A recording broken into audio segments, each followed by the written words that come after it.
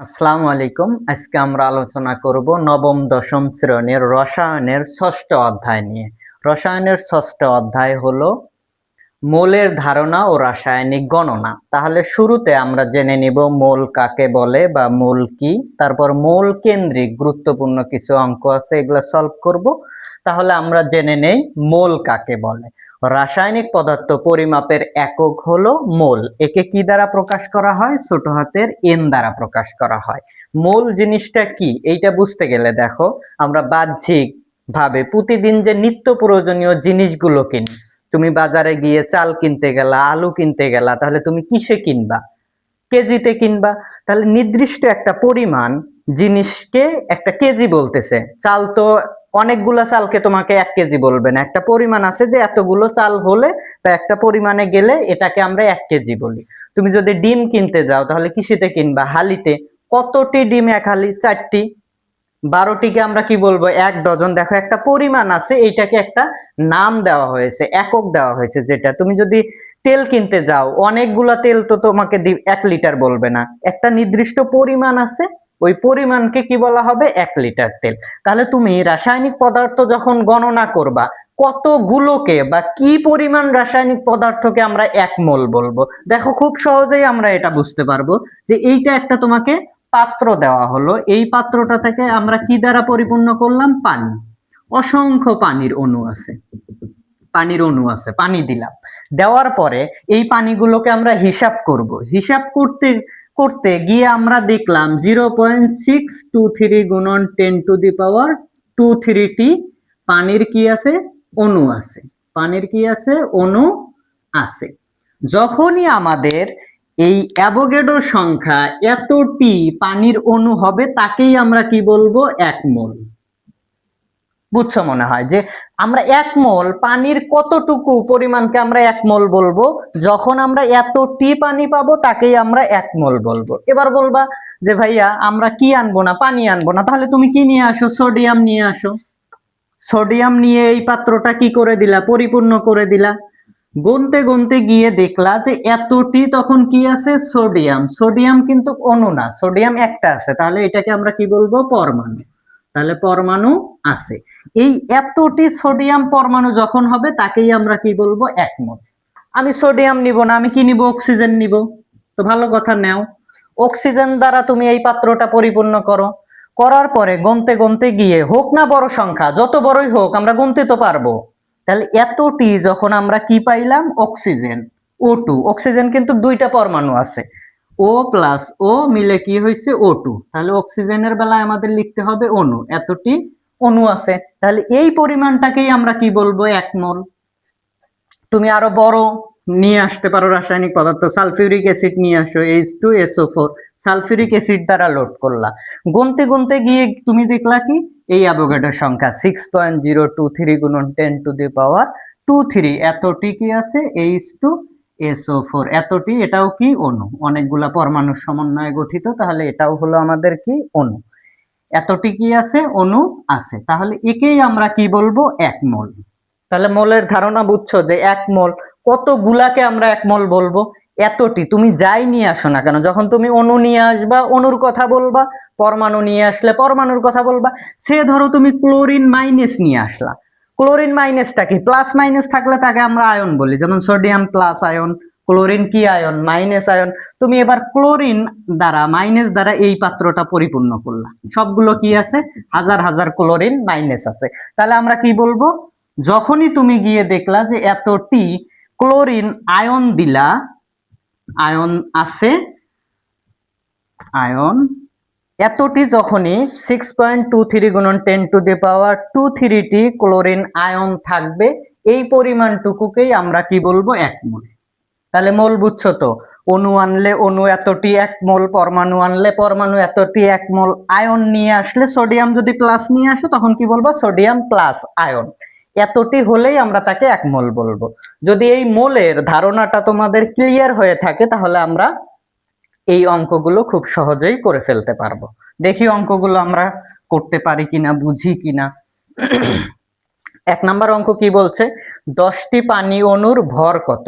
আর একটা জিনিস আমাদের বুঝতে হবে, যখন আমরা পানি দ্বারা এই পাত্রটা পরিপূর্ণ করলাম, তখন পানি কি পানির ভরটা রেখে আসবে না নিয়ে যাবে? অবশ্যই নিয়ে যাবে। পানির ভর কত? হাইড্রোজেন আছে 2টা প্লাস হলো অক্সিজেনের 16, তাহলে কত গ্রাম? আণবিক ভর 18 গ্রাম। তাহলে এই যে 18 গ্রাম পানি 1 মোল, 18 গ্রাম পানি মানেই কতটি? এতটি। এতটি পানি অণুর ভর কত? 18 গ্রাম। 1 মোল পানি অণুর ভর কত? 18 গ্রাম। তার মানে দেখো আমরা জানি কি যে 18 গ্রাম পানি 1 মোল, 18 গ্রাম পানি সমান সমান কতটি পানি অণু থাকে? এতটি পানি অণু থাকে। আমাকে বলছে কি 10টি পানি অণুর ভর কত। আমি 10টির জানি না, কিন্তু আমি জানি কত? এতটি পানি অণুর ভর কত?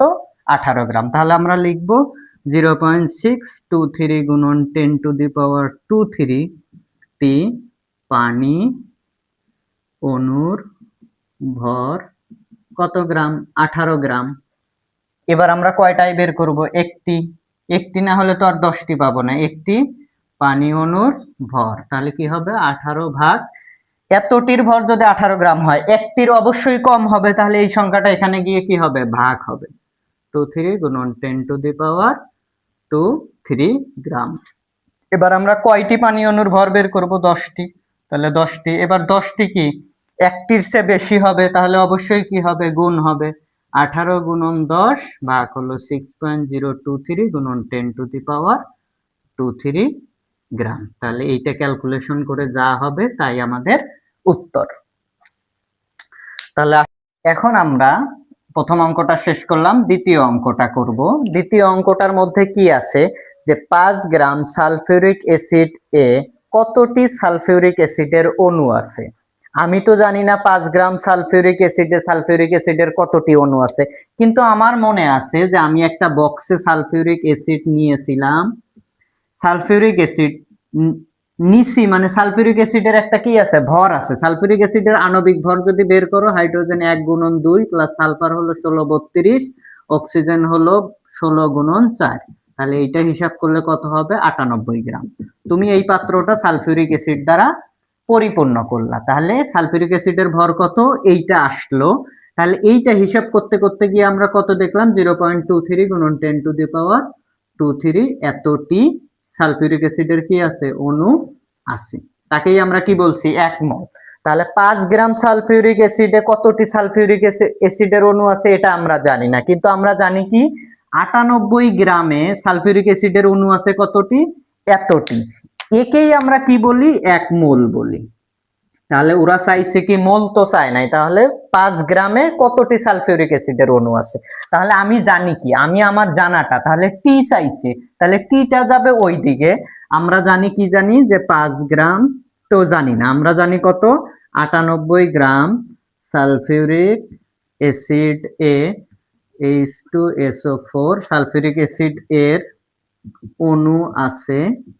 কতটি অণু আছে? 6.023 গুণন 10⁻²3 এতটি।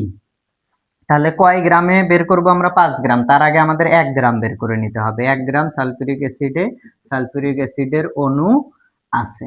কতটি আছে? 1 গ্রামে। 98 গ্রামে যদি এতটি থাকে, 1 গ্রামে অবশ্যই কম হবে। 0.23 গুণন 10⁻²3 এতটি ভাগ হইল কত? 98। তাহলে আমরা কয় গ্রামে বের করব?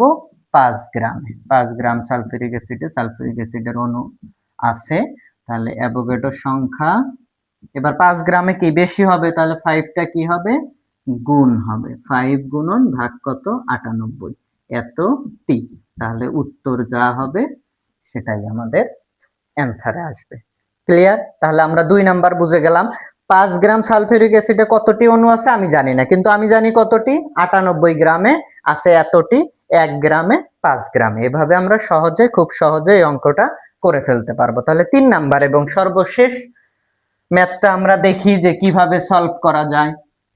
তাহলে এখানে বলছে কি 7 গ্রাম পানি অণু কত মোল? 7 গ্রাম পানি অণু কত মোল? আমি কি জানি 7 গ্রাম পানি অণু কত মোল? কিন্তু না, আমি জানি কি যে এই পাত্রে যখন আমি পানি নিয়েছিলাম তখন এতটি পানি সমান সমান কত হয়েছিল? 1 মোল।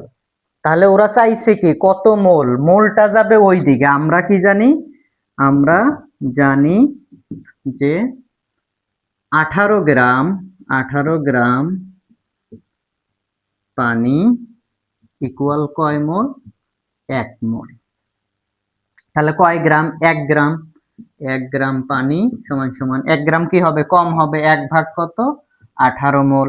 তাহলে কয় গ্রাম, 7 গ্রাম, 10 গ্রাম, 20 গ্রাম, যাই দিক, তারপরে আমরা এইটা গুণ করে দিব। তাহলে 7 ভাগ কত, 18, এত মোল। ক্যালকুলেটরে যা আসবে এত মোল, এটাই আমাদের কি হবে, উত্তর। তাহলে এই যে ম্যাথগুলো আমাদের অনেক কঠিন লাগে, আমরা বুঝে বুঝে যদি করি খুব সহজে আমরা সলভ করতে পারবো। এটা গেল আমাদের ঐকিক নিয়ম। আমরা যদি আরেকভাবে এই ম্যাথগুলো সলভ করতে চাই, তাহলে আমাদের একটা সূত্র আছে। সূত্রটা কি, এন ইকুয়াল আমরা লিখতে পারবো, এন হলো মোল, মোল ইকুয়াল লিখতে পারবো ডাব্লু ভাগ এম। ডাব্লু হলো কি, প্রশ্নে যে ভরটা দেওয়া থাকবে। এম হলো কি, যে অণু বা পরমাণু বা আয়নের কথা বলবে তার আণবিক ভর। ইকুয়াল, আবার এন ইকুয়াল কি লেখা যায়, আমরা লিখতে পারবো এন ভাগ অ্যাভোগাড্রো সংখ্যা, এত। তাহলে দেখো এন ইকুয়াল, এন হলো সংখ্যা, প্রশ্নে যে সংখ্যাটার উল্লেখ করা থাকবে, আর এটা কি, অ্যাভোগাড্রো সংখ্যা। তাহলে দুইটারই বাম পাশে কি আছে, এন। তাহলে আমরা একবারে লিখতে পারি এন ইকুয়াল ডাব্লু ভাগ এম ইকুয়াল এন ভাগ অ্যাভোগাড্রো সংখ্যা। এইটা আমরা যখন যেটা আমাদের দরকার এইটা নিয়ে আমরা কাজ করব। তাহলে দেখো এই অঙ্কটার ক্ষেত্রেই আমাদের কি চাইছে, যে 7 গ্রাম পানি অণু কত মোল। তাহলে গ্রাম আর মোল, দেখো গ্রাম দেওয়া আছে, মোল চাচ্ছে, তাহলে কোন সূত্র নিব, এই যে মোল আর এই যে গ্রাম, এটা তো নিব না, এটা তো হলো টি এর, টি এরটা নিয়ে তো আর তুমি মোল বের করতে পারবা না। তাহলে প্রশ্নে গ্রাম দেওয়া আছে, মোল চাইছে, তাহলে আমরা কোন সূত্রটা নিব, এইটা। তাহলে আমরা জানি, এভাবেও আমরা করতে পারি, আমরা জানি এন ইকুয়াল ডাব্লু ভাগ এম। তাহলে কি চাইছে, মোল চাইছে, মোল বাম দিকে আছে, ফাইন। তাহলে কয় গ্রাম পানি, 7 গ্রাম। তাহলে এটা হলো আমার প্রশ্নে দেওয়া, তাহলে 7 ভাগ কত, যে অণুটা থাকবে তার আণবিক ভর, পানির ভর কত, 18, এইটা হলো আমাদের কি, মোল। তাহলে দেখো এখানে আমরা ঐকিক নিয়মেও কি ছিল, 7 ভাগ 18, এখানেও কি আছে, 7 ভাগ 18। তাহলে আমরা এই সূত্র দিয়েও ম্যাথটা সলভ করতে পারবো, ঐকিক নিয়মেও আমরা সলভ করতে পারবো। এইরকম আগেরটাও যদি আমরা এই সূত্রের মাধ্যমে সলভ করতে চাই, তাহলে দেখো কত সহজে করা যায়। যে 5 গ্রাম সালফিউরিক অ্যাসিডে কত টি, এবার টি চাইছে, গ্রাম দিছে, এবার গ্রাম দেওয়া আছে, টি চাইছে, একটা দিবে একটা চাবে, তোমাকে তো আর সমুদ্রে ফালায়া দিবে না, যে কোনো একটা দিবে ইনফরমেশন আর একটা ইনফরমেশন চাবে। তাহলে গ্রাম দিছে, এবার টি চাইছে। দেখো তো এরা প্রত্যেকের সমান। তুমি চাইলে মোল সমান সমান ভর আর আণবিক ভর নিতে পারবা, মোল সমান সমান টি ভাগ অ্যাভোগাড্রো সংখ্যা নিতে পারবা, তুমি চাইলে এইটা সমান সমান এইটা লিখেও তুমি ম্যাথ সলভ করতে পারবা। আসলে আমাদের লাগবে কি, দেখো গ্রামও লাগবে আবার টিও লাগবে, এটা তো মোল, মোল এবার নেওয়া যাবে না। তাহলে আমরা জানি কিভাবে লিখতে পারবো, আমরা জানি, তাহলে আমরা লিখতে পারবো যে ডাব্লু ভাগ এম ইকুয়াল এন ভাগ অ্যাভোগাড্রো সংখ্যা, 23 গুণন 10 টু দি পাওয়ার 23। তাহলে এবার কার কার মান দেওয়া আছে, 5 গ্রাম দেওয়া আছে, তাহলে গ্রাম কোনটা, ডাব্লু, এম তো আণবিক ভর, তাহলে ডাব্লুর জায়গায় কত বসাও, 5। এম এর জায়গায় কি, কোন যৌগ বা অণুটা আছে, সালফিউরিক অ্যাসিড, আণবিক ভর কত, 98। এন এর মানই তো আমরা বের করব, দেখো কত টি, এন এখানে কি সংখ্যা বা নাম্বার বুঝাচ্ছে, তাহলে ভাগ হলো কি অ্যাভোগাড্রো সংখ্যা, এতটি। তাহলে আমরা এন এর মান বের করব, তাহলে এন কে আমরা এই পাশে নিয়ে আসে, 98 গুণন এন হবে এন গুণন 98, এখানে কি হবে 5 গুণন অ্যাভোগাড্রো সংখ্যা। তারপরের লাইনে আমরা কি বের করব, এন ইকুয়াল এই সংখ্যাটা ভাগ কি দিয়ে দেব, 98। তাহলেই আমরা কি পাবো, এই টি এর মানটা পেয়ে যাব। সেম একই ভাবে আমরা 1 নাম্বার অঙ্কটাও সলভ করতে পারি। দেখো 1 নম্বরে কি আছে, টি আছে, পানি অণুর ভর চাইছে, টি আছে, পানি অণুর ভর চাইছে, তাহলে কোন দুইটা নিব, এই যে ভর আর সংখ্যার সূত্রটা নিব। তাহলে ডাব্লিউ ইকুয়াল আমরা কি নেব, এন, এম বা তুমি এন ইকুয়াল অ্যাভোগাড্রো সংখ্যা 23 গুণন 10 টু দি পাওয়ার 23, এইটা ইকুয়াল লিখতে পারো ডাব্লিউ ভাগ এম। তাহলে আমরা কি বের করব? দেখো এনই তো বের করব, কি চাইছে এবার? এন চাই না, এবার ভর চাইছে। তাহলে আমরা ভর বের করব। এন মানে কতটি? দেখো প্রশ্নে দেওয়া আছে কয়টি? 10টি। তাহলে এন এর জায়গায় তুমি কত বসায় দিবা? 10। নিচে তো অ্যাভোগাড্রো সংখ্যা থাকবেই। তাহলে ডাব্লুর মান বের করব। পানি মানে পানির ভর, আণবিক ভর কত? 18। তাহলে আমরা বজ্র গুণন করব। বাম যে কোনো এক পাশে যদি ভগ্নাংশ থাকে, মাঝে যদি ইকুয়াল থাকে, তাকে আড়াআড়ি গুণন বা বজ্র গুণন করা লাগে। তাহলে দেখো আমরা কার মান বের করব? ডাব্লু। তাহলে ডাব্লু গুণন কি হবে? অ্যাভোগাড্রো সংখ্যা। এখানে কি আছে? অ্যাভোগাড্রো সংখ্যাটা আছে। ইকুয়াল কি হবে? 10 গুণন 18। তাহলে ডাব্লুর মান বের করব। ডাব্লুকে বাম পাশে রাখবো। তাহলে 10 গুণন 18 ভাগ হবে কি আমাদের? অ্যাভোগাড্রো সংখ্যা। এইটা ক্যালকুলেটরে চাপ দিলেই আমরা কি পাওয়া যাব? গ্রাম পাওয়া যাব। এভাবেই আমরা খুব সহজে প্রত্যেকটা ম্যাথ যদি বুঝে বুঝে করি তাহলে খুব সহজে আমরা সলভ করতে পারবো এবং মনে রাখাও যাবে। তুমি চাইলেও বলতে পারবে না যে আমাদের গোড়া কি? 1 মোল। 1 মোল সমান সমান যে মৌল, যে অণুই বলুক না কেন, সেটা কতটি হবে? এতটি। যে আসবে সে তার ভর নিয়ে আসবে। সালফিউরিক অ্যাসিড আসলে 98 গ্রাম আসবে, পানি আসলে 18 গ্রাম আসবে, সোডিয়াম আসলে 23 গ্রাম আসবে। এইরকম ভাবে তুমি আগে গোড়ায় চলে যাবা। ঐকিক নিয়মেও করতে পারবা, সূত্রতেও করতে পারবা। পরবর্তীতে তোমাদের কোন টপিকের উপর ক্লাস লাগবে কমেন্টে জানিয়ে। ধন্যবাদ।